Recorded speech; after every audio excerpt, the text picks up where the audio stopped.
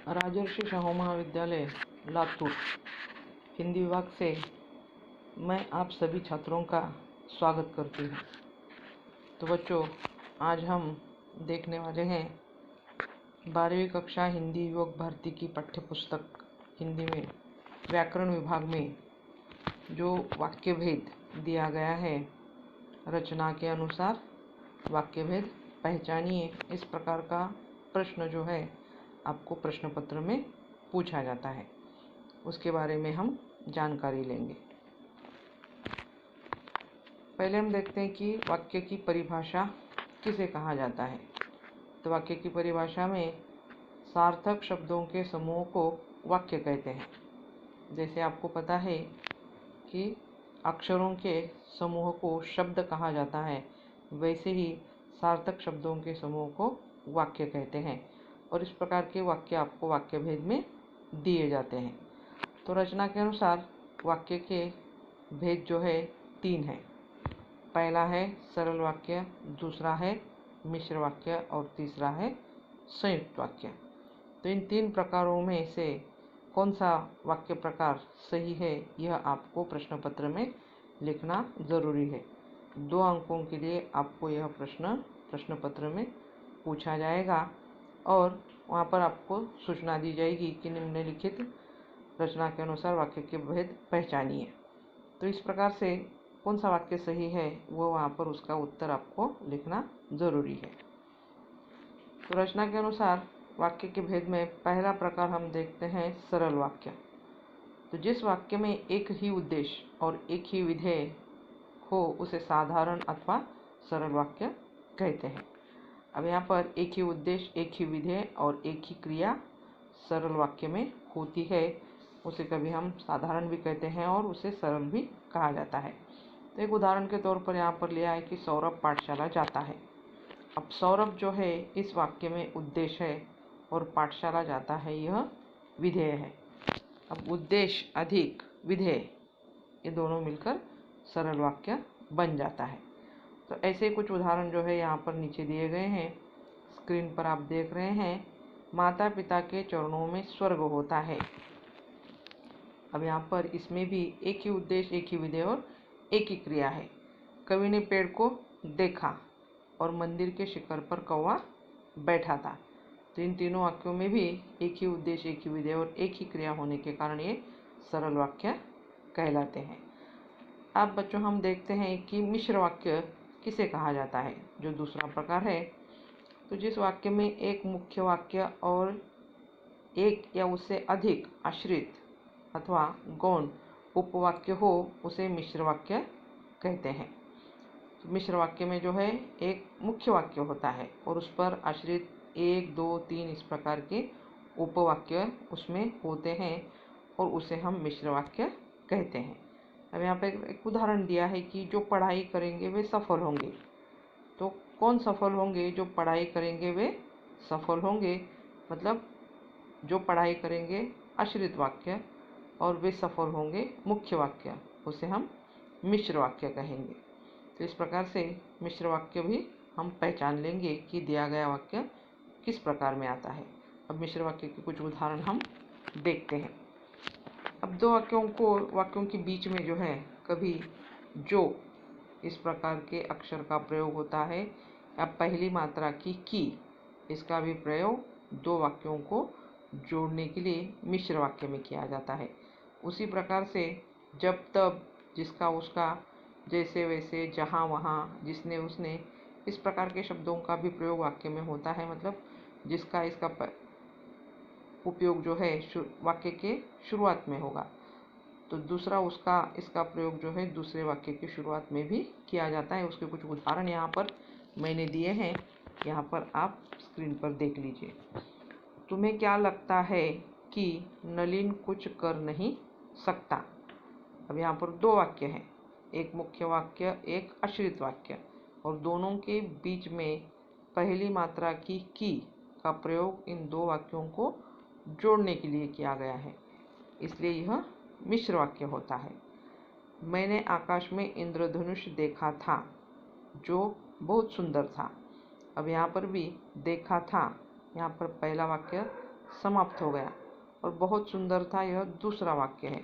और दोनों के बीच में जो इस अक्षर से उसे जोड़ा गया है, इसलिए यह भी पहली मात्रा की और जो इस प्रकार के अक्षरों का प्रयोग जो है मिश्र वाक्य में होता है, इसलिए यह वाक्य हम आसानी से पहचान सकते हैं। अब जब वर्षा हो रही थी तब बच्चे पानी में खेल रहे थे। अब जब तब का प्रयोग जो है इस वाक्य में किया गया है। जैसे मनुष्य कर्म करता है वैसे वह भरता है। अब इसमें भी जैसे वैसे इस प्रकार के शब्दों का प्रयोग दोनों वाक्यों में हुआ है। जिसका कोई नहीं है उसका तो भगवान होता है। अब जिसका पहले वाक्य में और उसका दूसरे वाक्य में प्रयोग हुआ है, इसलिए यह भी मिश्र वाक्य कहलाता है। जहाँ चाह है वहाँ राह है, जहाँ वहाँ इस प्रकार से भी इस शब्दों का प्रयोग इसमें किया गया है। तो इस प्रकार से मिश्र वाक्य जो है पहचानने में हमें गलती नहीं होनी चाहिए। ध्यानपूर्वक अगर हम वाक्यों को पढ़ते हैं और उसमें किन शब्दों का प्रयोग हुआ है उसे अगर हम देखते हैं तो हम आसानी से उन वाक्यों को पहचान सकते हैं और उसका सही उत्तर हम लिख सकते हैं। तो चलिए आगे देखते हैं। तीसरा प्रकार जो है संयुक्त वाक्य। अब संयुक्त वाक्य किसे कहा जाता है? जब दो या दो से अधिक सरल अथवा मिश्र वाक्यों को समुच्चय बोधक अव्यय द्वारा जोड़कर एक वाक्य बनाया जाता है तो उसे संयुक्त वाक्य कहते हैं। अब यहाँ पर सरल अथवा मिश्र वाक्य मतलब दो वाक्य जो है इसमें होते हैं और दो वाक्यों को जोड़ने के लिए जिन समुच्चय बोधक अवयवों का प्रयोग किया जाता है उसके द्वारा अगर इसे जोड़कर बनाया गया जाता है तो उसे हम संयुक्त वाक्य कहते हैं। एक उदाहरण यहाँ पर दिया है, मैं आगे बढ़ गया और वे पीछे रह गए। अब यहाँ पर और दो वाक्यों के बीच में मैं आगे बढ़ गया, यहाँ पर पहला वाक्य समाप्त हो गया। वे पीछे रह गए ये दूसरा वाक्य है और दोनों वाक्यों के बीच में और का प्रयोग यहाँ पर हुआ है और जो है यह समुच्चय बोधक अव्यय कहलाता है, इसलिए यह वाक्य संयुक्त वाक्य हो गया। अब यहाँ पर बच्चों और एक ध्यान रखिए कि और दो मात्राओं का और यहाँ पर आया है। कभी कभी और इस प्रकार का भी शब्द वाक्य में आता है शब्दों के साथ जुड़कर, लेकिन एक मात्रा का और आता है तो वह समुच्चय बोधक अव्यय कहलाता नहीं है, इसलिए वाक्य पढ़ते समय हमें ध्यान से पढ़ना है। अब समुच्चय बोधक अव्यय कौन से हैं? और, परंतु, या, तो, तथा, अथवा, पर, लेकिन, मगर, इसलिए, अतः, फिर भी, इस प्रकार के समुच्चय बोधक अव्यय यहाँ पर आते हैं। अब यह अव्यय डालकर यहाँ पर कुछ वाक्य मैंने बनाए हैं, उसे हम देखते हैं। पहला वाक्य है, किसी अन्याय के प्रतिकार के लिए उनका हाथ लेखनी से पहले उठ सकता है अथवा लेखनी हाथ से अधिक कठोर प्रहार कर सकती है। आपके पाठ्य पुस्तक में से ये वाक्य लिया है। अब अथवा का प्रयोग जो है यहाँ पर किया गया है। अथवा जो समुच्चय बोधक अव्यय है, तो पहले उठ सकता है, यहाँ पर पहला वाक्य खत्म समाप्त हो जाता है और दूसरा वाक्य लेखनी हाथ से अधिक कठोर प्रहार कर सकती है, यह दूसरा वाक्य है और दोनों के बीच में जोड़ने के लिए अथवा इस समुच्चय बोधक अव्यय का प्रयोग किया गया है। अब दूसरा वाक्य देखिए, निराला किसी से भयभीत नहीं अतः किसी के प्रति क्रूर होना उनके लिए संभव नहीं। अब यहाँ पर पहला समाप्त होता है किसी से भयभीत नहीं, दूसरा शुरू होता है किसी के प्रति क्रूर होना उनके लिए संभव नहीं। दोनों के बीच में अतः का प्रयोग यहाँ पर हुआ है जो समुच्चय बोधक अव्यय है। लेखनी हाथ से अधिक कठोर प्रहार कर सकती है पर उनके आंखों की स्वच्छता मलिन द्वेष में तरंगायित नहीं होती। अब यहाँ पर इस समुच्चय बोधक अव्यय का प्रयोग इन दो वाक्यों के बीच में जोड़ने के लिए किया गया है, इसलिए यह पर यहाँ पर लिखने के बाद यह संयुक्त वाक्य कहलाता है। लेकिन उसके नीचे का वाक्य आप ध्यानपूर्वक देखिए कि वहाँ पर जो है मैंने लाल अक्षरों में उसे लिखा है और उसे अधोरेखांकित किया है। अब वह वाक्य क्या है? 2.5-3 साल की लड़की चादर पर अधलेठी ऊँघ रही थी। अब यहाँ पर आया है, लेकिन यह वाक्य सरल वाक्य है, यह वाक्य संयुक्त वाक्य होता नहीं है। कभी कभी प्रश्न पत्र में ध्यान से अगर हम वाक्य को पढ़ते नहीं हैं तो गलती यहाँ पर हो जाती है कि पर को हमने देखा और पर समुच्चय बोधक अव्यय है यह सोचकर हमने इसे संयुक्त वाक्य लिख दिया। तो यह संयुक्त वाक्य नहीं है, क्योंकि यह पर जो है वह लड़की चादर पर अधलेटी ऊँघ रही थी, मतलब पर शब्द जो है वह दो वाक्यों के बीच में नहीं है, वाक्य के साथ जुड़कर यहाँ पर आया है, इसलिए यहाँ पर यह संयुक्त वाक्य होता नहीं है। तो इस बात को भी आपको ध्यान में रखना जरूरी है। वाक्य ध्यान से पढ़ना चाहिए। अगर दो वाक्य है और उसमें समुच्चय बोधक अव्यय पर का उपयोग हुआ है तभी यहाँ पर उसे हम संयुक्त वाक्य कहेंगे। तो यह वाक्य दो वाक्य नहीं है, तो एक ही वाक्य है, इसलिए यह सरल वाक्य में आता है। अकबर के होंठ हिले और सभी साधु तानसेन की दया पर छोड़ दिए गए। अब यहाँ पर और का प्रयोग हुआ है, और समुच्चय बोधक अव्यय है और अकबर के होंठ हिले, यह पहला वाक्य समाप्त हो गया। दूसरा वाक्य है सभी साधु तानसेन की दया पर छोड़ दिए गए। इन दोनों वाक्यों को और इस समुच्चय बोधक अव्यय से जोड़ा गया है। लेकिन इसके नीचे का वाक्य जो है आप ध्यानपूर्वक पढ़िए। गणित और संगीत उनकी पहली पसंद के विषय थे। अब यहाँ पर और जो है मैंने लाल अक्षर में लिखा है। अब यहाँ पर गणित और संगीत ये दो शब्द हैं और जो है दो शब्दों के बीच में आया है, इसलिए यह वाक्य भी सरल वाक्य है, यह वाक्य संयुक्त वाक्य नहीं है। जब भी हम वाक्य में और देखेंगे और उसे हम संयुक्त वाक्य लिख देंगे, ऐसा नहीं होना चाहिए। तो वाक्य ध्यानपूर्वक हम पढ़ेंगे कि दो वाक्यों के बीच में और आया है या दो शब्दों के बीच में और आया है, इसे हम ध्यान से पढ़ेंगे तो हमें यह समझ में आ जाएगा कि वह वाक्य सरल है अथवा संयुक्त है। तो इसे भी आपको ध्यान में रखना जरूरी है। अब आगे कुछ वाक्य दिए गए हैं जिन समुच्चय बोधक अव्यय का उपयोग मैंने वाक्य में किया है। मैं गांव जाने वाला था मगर मेरी माँ की तबीयत ठीक नहीं थी। अब मगर जिसको मैंने बोल्ड किया है थोड़ा और अधोरेखांकित किया है, उसे आप ध्यान से देखिए। अब मगर समुच्चय बोधक अव्यय दो वाक्यों के बीच में आया है। मेरे पास पैसे नहीं थे क्योंकि महीने के आखिरी दिन चल रहे थे। अब क्योंकि यह समुच्चय बोधक अव्यय है, इसलिए यह भी यहाँ पर दो वाक्यों के बीच में प्रयोग में आया है। मेरा रमेश से झगड़ा हो गया था परंतु मुझे विश्वास नहीं हो रहा था। परंतु जो है समुच्चय बोधक अव्यय है, दो वाक्यों के बीच में आया है। समुद्री जीव फास्फोरस की सहायता से प्रकाश उत्पन्न करते हैं किंतु फास्फोरस विषैला पदार्थ होता है। अब किंतु, परंतु, किंतु ये समुच्चय बोधक अव्यय होने के कारण यह संयुक्त वाक्य है। आप बाहर जाने वाले हैं या घर में बैठने वाले हैं। अब या यह भी समुच्चय बोधक अव्यय है, इसलिए दो वाक्यों के बीच में इसका प्रयोग किया गया है। मुझे साइकिल खरीदनी थी इसलिए मैं बाजार चला गया, इसलिए अब यह भी समुच्चय बोधक अव्यय है। मैं यहाँ बैठूंगा तथा आप वहाँ बैठेंगे। तथा का प्रयोग दो वाक्यों के बीच में हुआ है, इसलिए संयुक्त वाक्य है। मैंने उसे बहुत समझाया फिर भी वह समझ नहीं पाया। फिर भी जो है कभी कभी वाक्य के दो वाक्यों को जोड़ने के लिए प्रयोग में आता है, इसलिए यहाँ पर यह संयुक्त वाक्य कहलाता है। अब आगे के कुछ वाक्य और देखिए।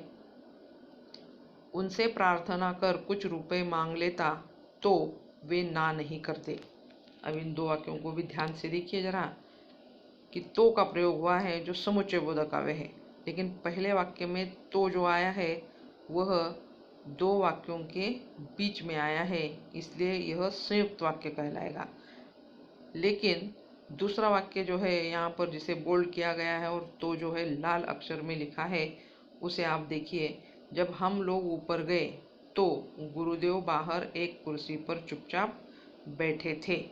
इस वाक्य में जो तो का प्रयोग हुआ है, लेकिन यह वाक्य संयुक्त वाक्य होता नहीं है, क्योंकि जब से इस वाक्य की शुरुआत हुई है जब हम लोग ऊपर गए, इसलिए एक मुख्य वाक्य और उस पर आश्रित दूसरा वाक्य है, लेकिन दोनों के बीच में तो लिखने के बाद भी यह संयुक्त वाक्य नहीं कहलाएगा, तो यह जो है मिश्र वाक्य कहलाएगा। इसलिए तो देखने के साथ हमें वाक्य में आया है और उसे हमने संयुक्त वाक्य लिख दिया, ऐसा नहीं होना चाहिए। तो ऐसे वाक्यों को भी हमें ध्यानपूर्वक पढ़ना ज़रूरी है। कभी कभी जब की जगह जो है यदि इस प्रकार के भी शब्द का प्रयोग शुरुआत के वाक्य में किया जाता है और दो वाक्यों के बीच में तो लिखा जाता है, तो भी वह संयुक्त वाक्य कहलाता नहीं है, तो वह मिश्र वाक्य होता है। आगे का वाक्य देखिए, पत्नी की सहृदयता के कारण बच्चे खुश हुए, लेकिन एक दिन के लिए ही, कल का क्या। अब लेकिन यह समुच्चय बोधक अव्यय के कारण दो वाक्यों के बीच में इसे जोड़ा गया है। दरवाज़ा जल्दी से बंद कर दो ताकि बिल्ली अंदर न घुस जाए। ताकि यह समुच्चय बोधक अव्यय है, दो वाक्यों के बीच में इसका प्रयोग हुआ है। तो इस प्रकार से दो वाक्यों को जोड़ने के लिए जिन समुच्चय बोधक अवयवों का प्रयोग संयुक्त वाक्य में किया जाता है, उन वाक्यों को हम संयुक्त वाक्य कहते हैं। अब यहाँ पर आपके पाठ्य पुस्तक में पाप के 4 हथियार 35 पेज नंबर पर रचना के आधार पर निम्नलिखित वाक्यों के भेद पहचानिए, इस प्रकार का प्रश्न दिया गया है। अब यहाँ पर कहानी पढ़ते समय मैंने इसे आपको पढ़ाया था, फिर भी यहाँ पर व्याकरण विभाग में इसे मैंने लिया है। अब यहाँ पर 10 वाक्य दिए गए हैं। अब 10 वाक्य में से यहाँ पर हम देखते हैं कि इन वाक्यों के भेद कैसे लिखे गए हैं। पहला वाक्य है, संयोग से तभी उन्हें कहीं से 300 रुपये मिल गए। अब एक ही उद्देश्य, एक ही विधेय और एक ही क्रिया होने के कारण यह सरल वाक्य कहलाता है। दूसरा है, यह वह समय था जब भारत में अकबर की तूती बोलती थी। अब यहाँ पर 2 वाक्य हैं। समय था, पहला वाक्य समाप्त हो गया, और जब भारत में अकबर की तूती बोलती थी, दूसरा वाक्य है।